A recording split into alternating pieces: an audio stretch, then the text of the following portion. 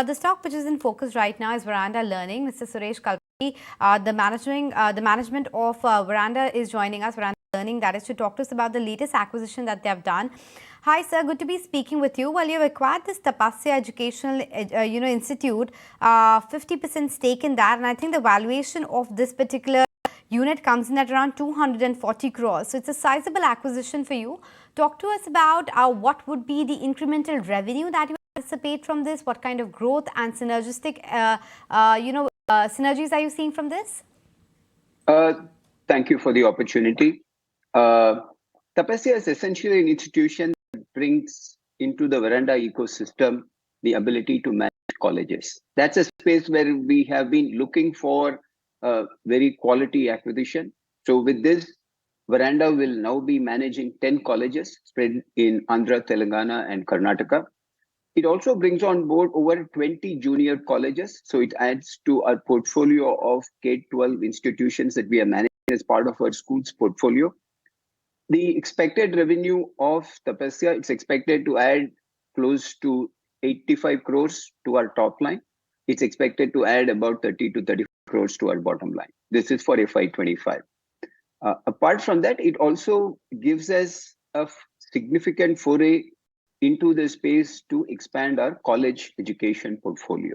So that sort of completes our ecosystem as far as the formal education space between K-12 and colleges that Veranda now manages. Right, so this is Vinny joining in the conversation as well. Good afternoon. I want to know a bit more than in terms of you're saying that this will expand your college portfolio, obviously, for the company. But as a company strategy, where do you see this college portfolio actually headed in the next couple of years? Are you looking at adding more colleges? How will that work out? What's your target, maybe one could say, for FY26? So our plan in terms of getting into Tapasya is to kickstart it with a very high quality asset that's profitable. Our plan over the next 5 years is to create a network of 300 colleges that would be managed by Veranda, and that will grow out of the base that we have just brought on with Tapasya. Additionally, Tapasya is into providing education in arts and sciences. We have recently introduced BBA programs in these colleges. We expect to expand that into B schools very shortly. And we'll also expect Tapasya to be the platform for us to expect into other forms of college education. In a sense, this dovetails into what we are doing with K-12, because the students who come out of our schools, managed schools, will option to continue their education within the Veranda ecosystem going into our colleges. And subsequent to that, they'll have an opportunity to work with us for their options to study abroad. So this is a critical part of the ecosystem that we have been building. So apart from the rest of the fabric that we have stitched, this is a critical piece in terms of post-school education that we have been able to fill with this asset.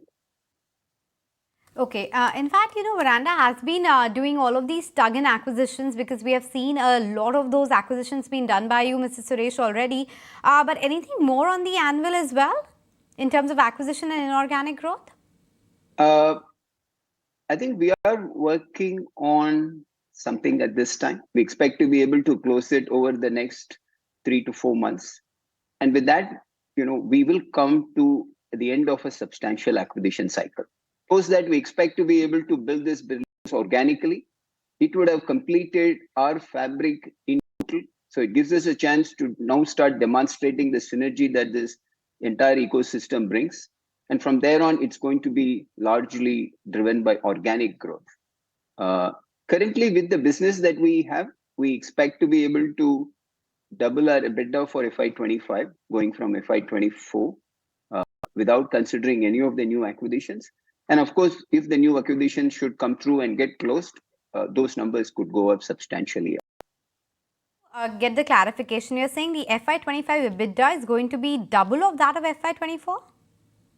Yes, that's right. And this is based on what we have already announced. This does not include any new acquisitions we are targeting. And as I mentioned, if any of those targeted acquisitions come through, then that number could go up very significantly. Okay, number could go up very significantly. That's really interesting to know in terms of the EBITDA as well. So obviously in terms of just let's talk about your revenue guidance that one could actually expect for FY25 as well, doubling in terms of EBITDA. So revenue, where do we see it headed? Because I think in FY24 you had said that you would close the year at around 380 crores. So what is the target that one could expect for FY25 then? We expect our revenue to move up probably by about 75 to 80%, and expect our bottom lines to double. Again, it's some of them is coming because the synergy will start coming into play. So our margins should start going up. The EBITDA margins are expected to trickle up to closer to 20%, based on the revenue. Again, that's in terms of margin percentages, it will be a growth over FY24. And going forward, the synergy benefits will start, making itself significantly present, driving up our EBITDA margins. So a revenue growth of 75%, margins headed to 20%, EBITDA doubling in a year itself, and that all on back of the announcements made so far, and there are a lot lined up as well. So clearly the growth path is very strong. But just to wrap up the conversation from my end, you had initially stated a target that you want to enroll almost 1 million students by FY24. Were you able to hit that mark? I think we are pretty close. We are in a silent period for the quarter, but I think we are pretty close to where we wanted to be. And lastly, sir, I just want to know that any specific geographies that you would be targeting to expand in FY25, anything looking interesting? In terms of geography, one of the areas that we have targeted is to expand our presence in the Middle East. We have already, during this year, established our first locations in the Middle East. We will expand that presence, taking especially our higher education through pathway programs into the Middle East. We'll also be taking programs of our commerce portfolio, especially the CFA, CMA, and CA programs into the Middle East. Taken on that note, we let you go. Thanks so much for making time and speaking with us. So clearly, the runway for growth for the company is quite strong. Need to be watchful of the execution as well.